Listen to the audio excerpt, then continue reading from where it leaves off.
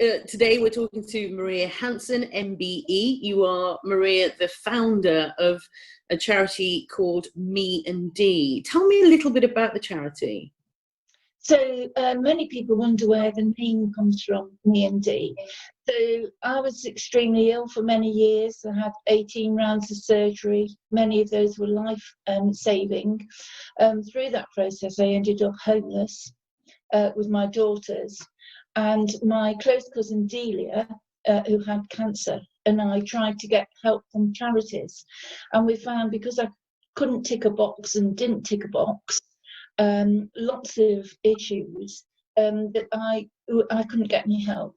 And so we literally decided to set up our own charity, which would be for parents or children facing any life-threatening situation or life-shortening situation, I should say, to help them make memories as a family without the need for tick boxes. So it's not age-dependent, salary-dependent, gender-dependent or age-dependent. It's just the person in the family that doesn't have very long to live. We were all set to go with that when Delia hemorrhaged and died from her cancer in December 2005. And so that's why it's Me and Dee. Many people spell it MEE in all sorts of ways, but it's actually me, the I am me, and Dee was Delia, and that's the story of it. Tell me a little bit about the support then that you actually provide. So we originally started as a treat charity, but now at this stage, nearly 14 years on, we are fundraising for a huge lodge in Sherwood Forest. What we do is we provide a simple, just the family together holiday. For the last 7 years, it's been at the seaside.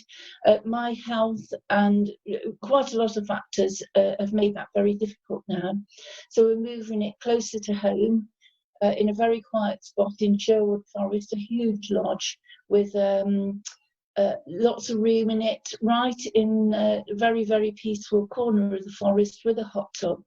And this will allow families just to go together, get away from the hospital, home, fallouts over money, over bills, siblings that aren't with the family because they're being babysat while parents are at hospital. Just to give the families a few days together in a wonderful, calm and peaceful place with nothing to pay for other than their food and entertainment. They don't pay for the holiday. And what sort of impact has that actually had? We've had lots of wonderful messages, pictures, testimonials, just on that very thing. Because what we do is, there's only Mark and I, there are only two people that run this charity. I'm unsalaried. And what we do is arrange it so the families just literally pull up and go in. They've got nothing to think about. The beds are all made up in beautiful bedding, lovely white fluffy towels, the hot tub. There's a big fridge freezer for them to go out and do their shopping. And most of what we get is the normality. It was just a few days normality. They didn't have to think about going online and booking a holiday initially, which is hard work, even if you're in full health. But just to get away and just have a few days of normality in a very peaceful place, and just connect back together. We have cupboards full of board games and all that sort of thing, so they can just have that time as a family. You've helped over 3,000 families to do just that, haven't you? That's right. That has involved quite a few schemes along the way of those nearly 14 years, a comfort pack scheme, treat scheme and different things. So it's going to be probably 1,500 families will have had holidays from us in the 7 years that we've been doing it. You have an MBE. You won you won a Pride of Britain award. Yes. You've also won an East Midlands Women's Award too. Tell us a little bit about that. All three, or just the East Midlands Women's Awards? Tell us about all three. All three. Pride of Britain fundraiser, that was a big surprise. I, to that point, before Mark joined me 2 years ago, ran Me and Dee alone. over 7 days a week. So that one of the things Gideon and I said was we would have our phones on 24 hours a day and always be there for the families. So that was a big surprise and a wonderful experience, obviously, in London on the Pride of Britain bus and everything that went with it. Got home and we had just a very simple white envelope a few days later, and I accused Mark of not paying the congestion charge in London, and got him to open it.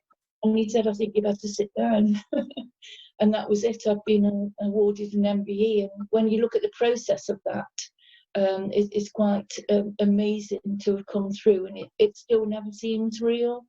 But obviously, one big thing with awards is it's fantastic for yourself. Nobody nominates you for an award unless they believe in what you're doing. That's the very fact. So for me, that gives me great strength. The fact that people believe in me is what spurs you on. So that was a magnificent day with Mark and my daughters at Buckingham Palace with Prince Charles. And then, yes, the EMWA award. Sandra has supported me personally because when you're working on your own, for all of us, whatever we do, if you're a woman working on your own, then you need support to go through that. And I used to find it quite pretentious to enter an award. I didn't think it felt right, but then speaking to Sandra, which was at the Cathedral Quarter in Derby a couple of years ago, the strength that it could give to your charity through promotion, I hadn't taken that on board at all. And with her encouragement, I entered last year and became, year before last, and was a finalist, and this year won that accolade. And it's absolutely amazing, that feeling when your name's read out. There's not much to match it, actually. You won the Outstanding Woman of Community Impact, which is says quite a lot. Just explain what the process was like for you, sort of entering the EMWA Awards. No, I've had other people enter awards for me before and got nowhere. And again, going back to meeting Sandra in Derby, even though we corresponded online, meeting her there, and she'd encouraged that there isn't anybody really that knows yourself like yourself, and mine's a big story to tell. And also, I don't shout myself out loud, so a lot of people who might enter for me wouldn't know all the finer details. And so I took heart from that and thought I'd just slap myself around the face with a wet kipper and get over that feeling that this was too much of a pretentious thing to do, and look at the publicity that might bring back for the charity, even nominated. And so to become a finalist, was really great. But to get this accolade for such a title, it was a massive title.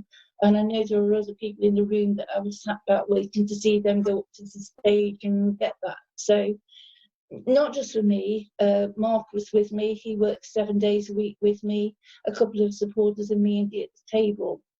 And then to put that out online. But the actual process, I'm sorry, I went off there. The actual process was very simple. And some awards are and some aren't. Fill in the nomination form. I think what I would say to anybody is take your time filling in that form, which I've learnt myself. So I actually use a Word document now and keep adding to it and taking it away and reading it and getting the word count right and then pasting it in when I feel I've done the very best that I can. And then just waiting to hear. And then, of course, the fabulous pre-awards dinner where you meet people who are also nominated and finalists. And then the big night. So it doesn't feel pretentious to me anymore. It's a huge celebration of getting through 13 years of a charity. I'm disabled myself, as I mentioned. I've had all those surgeries. I walk with 2 sticks. So having things that lift you, that I can also say to other disabled women, there's a lot of support groups, and many of those will be full of very despondent women and men.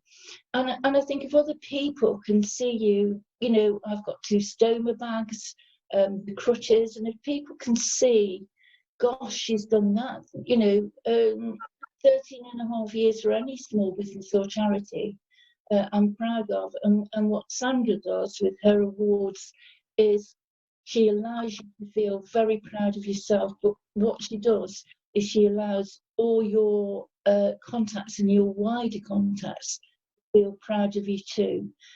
And that is invaluable, I feel. So it's had a massive impact. It certainly has, yes. Because you become not just the tired, disabled, woman running the charity. You become, you're already a woman of worth, but you can shout out that you're a woman of worth. And people join in with you with that, with the power of social media. And it's a badge, and people say, oh, we don't need badges, but I think we do need badges because anything that gives you strength to shout out about your position helps. So I would say greatly, and encourage others, and we'll always be grateful to Sandra for the support that she gives.